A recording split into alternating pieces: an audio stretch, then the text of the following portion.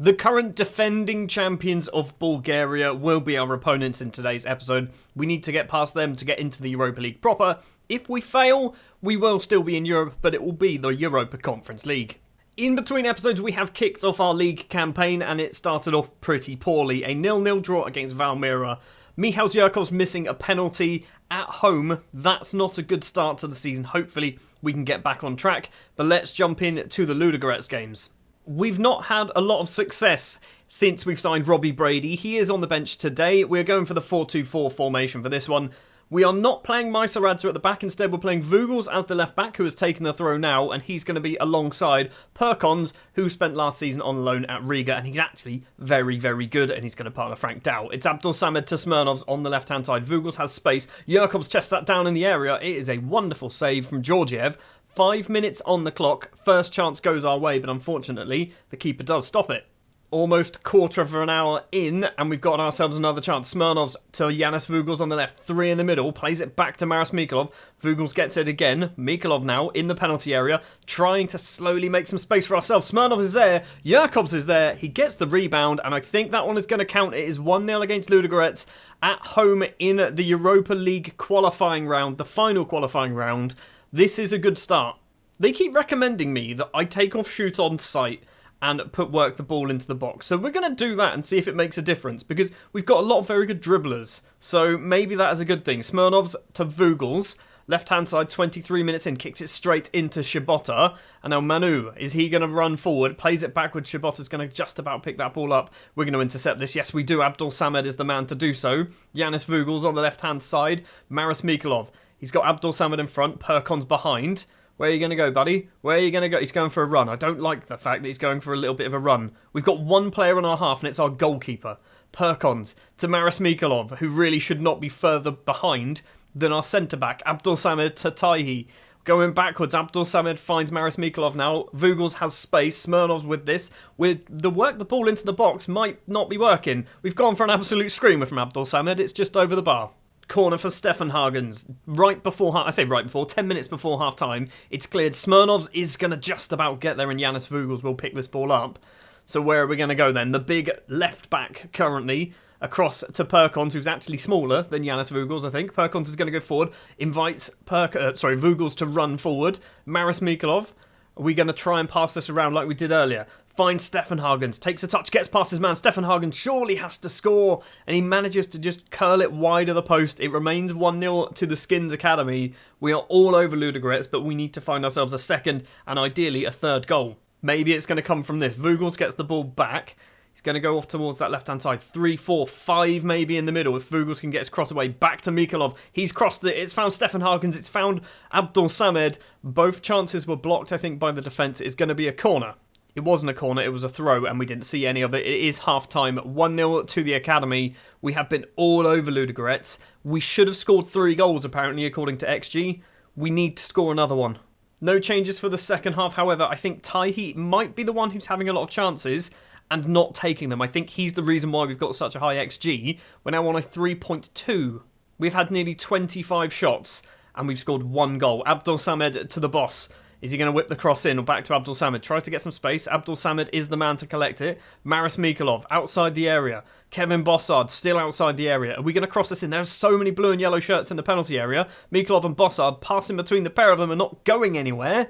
This is why I don't like work the ball into the box, because this is what happens, and we normally get tackled. I say normally. We might get tackled. Taihi's finally in on goal, and Taihi finally tucks that one away. The work the ball into the box definitely works. However, it's quite frustrating to watch some of the highlights when you think they could have passed it maybe 5 or 6 times earlier. That goal as well has saved Taihi from getting substituted because he was on my list. Right, we're going to do ourselves some changes, and we're going to do something that I don't know whether it's a good idea, but Robbie Brady's coming on. I want to make Robbie Brady play at least one good game for us. I think this might be the game for him. We are also going to take off Michal Zhirkov's for Oleg's Gorks. I want to give Gorks time as well, because basically Gorks, I think I mentioned in episode 0, Gorks is the future of Latvian football. We need to get him some game time. 10 minutes left to play. Vugels to Gorks. Is he going to cross this ball in or play it back? Maris Mikolov, once again, Oleg Gorks crosses that ball in. Abdul Samed, headed effort off the bar, and it is cleared. Robbie Brady could have been the man to get in there and steal that ball, maybe get himself a goal for himself, but he wasn't really quick enough. He is 34. Late chance for Ludogorets, possibly. Bitten's corner comes in. Bossard clears it straight back to the I was going to say former Celtic man. I think it's actually like his cousin. They've hit the bar with a very ridiculously long-range effort. We've managed to clear the ball. Ludogorets have actually suddenly turned up. The last 5 minutes, they've decided to turn up. If they score, this is awful. This is actually awful. Vogels clears it. It's going to find, it's Oleg's Gorks. Robbie Brady's off behind him. Gorks is going to hopefully use his pace instead. And maybe the old man, Robbie Brady, can get in the box. Gorks is going to keep going. Plays it on the ground. Back post is Smirnov's. He's hit the post. It's fallen to Abdul Samed and we finally put the ball in for 3. How many goals should we have scored? Our XG for this match is through the roof. Whilst that highlight is going on, we're going to do our final change. It is going to be David Titov for Bossard, because why not? We'll just give David a little run out. I don't know whether this highlight's actually something or whether it's because of the substitutions. Well, it's resulted in a corner, so maybe this was actually a highlight. Are we going to see the corner? No, we're not. It wasn't a highlight. 32 shots, 11 on target, an XG of a 5.4, and we only score 3 goals. We should have absolutely battered them, and Robbie Brady gets a 6.5. I'm starting to think the Robbie Brady experiment isn't going to work. I might try and loan him out to somebody else in Latvia. Match number 2 then over in Bulgaria, obviously 3-0 up after the first leg. We have a bit of transfer business to talk about, but we will do that after this match and probably before we play or we get our Europa League draw. We've signed ourselves a brand new striker. Robbie Brady is still here. 25 minutes played and we've yet to have a single highlight. There seems to be chances, so there's been 6 shots in total, but none of them have been any good. It looks like we might be going all the way through to half-time at 0-0 without a single highlight. Cancel that, we've got one right before the half-time whistle, about a minute and a half to go. It is Michal Yurkovs who's picked this ball up. He's got Oleg's Gorks as his strike partner today. Yurkovs gets past one, crosses it to Gorks. Right-hand side is an option. It's Ty. He's gone for goal himself. It's not a very good effort. Hits it well wide. And it is going to be 0-0 at half-time. Not the most exciting game of football, but we've still got that 3-0 lead. If we can actually get one more goal, win this game as well, coefficient points. I'm not happy. Let's try and fire some people up. We're also going to take off Kauner. Partially because he's not playing very well, he's complacent, but also because he's not supposed to be playing 90 minutes. He's only supposed to play about 75. We'll do that change now. It's going to be Robert Frolov's coming on. Frankie Dow with a free kick. 3 minutes into the second half then. Kevin Bossard, right-hand side is Tahi if he wants to use him. Instead, he just stands on the touchline. Dow to Mikolov, back to Frankie Dow. Vugel's playing as a centre-back today is an option if we want to use him. Mikolov goes all the way off to Smirnov's instead. It's Yurkovs, lovely bit of control. Gorks is there with him, across to Gorks. First time shot from Oleg's Gorks into the bottom corner. It is 1-0 here in Bulgaria, 4-0 on aggregate, an away goal as well. We just need to hold on to this win, and then we get ourselves some very, very vital coefficient points.